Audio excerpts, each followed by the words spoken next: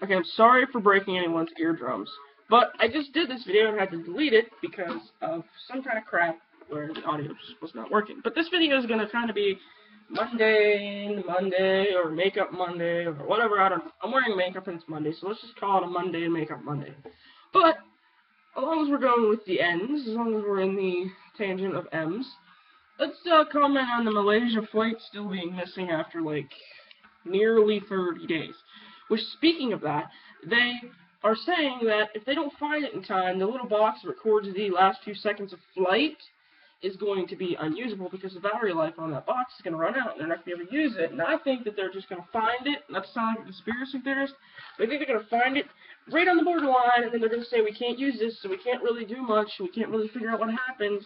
And I think that that's really, you know, I don't want to sound like a conspiracy theorist, but I know that I just did. If that happens, I'm not going to be surprised. I guess what I should say, instead of me saying I think or I know, because I don't know. I don't want to say that I don't think, but I haven't really thought about this that much. But I've heard everyone talk about it, so I thought I should give my 2 cents, even though I don't have anything really that new or relevant to say. The next one is, I heard somewhere that they made people aware of the fact that their relatives may not be alive anymore. The people who are waiting at the stations and things like that, they told them via text. And I know you can't, you know, you always don't have the time to tell people in person these, you know, devastating news, but this is really inconsiderate. Imagine, like, instead of, you know, like, whenever a person dies of war, people come to your house, officers, or, you know, whatever.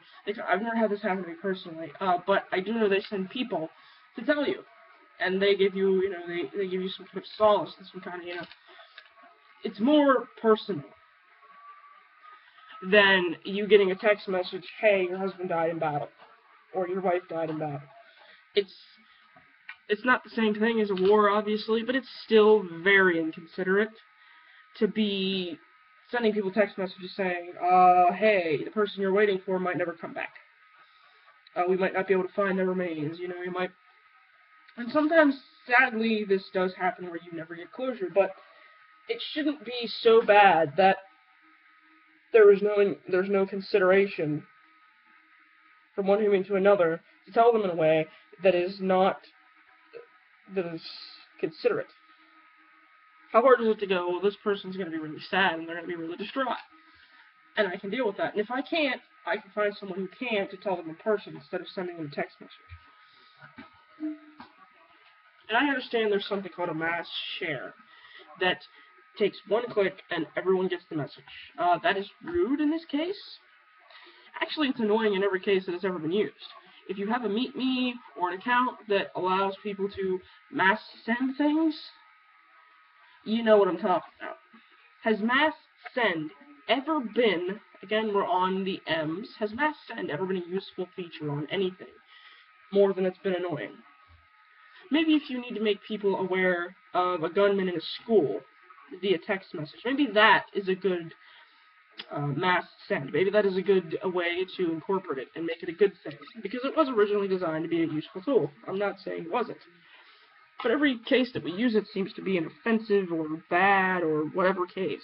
So, this has been Mundane Makeup Monday, and we've talked about Malaysia and mass sending texts and, yep, it's the end of March also, so toodles everybody, have a good day and do what you're gonna do.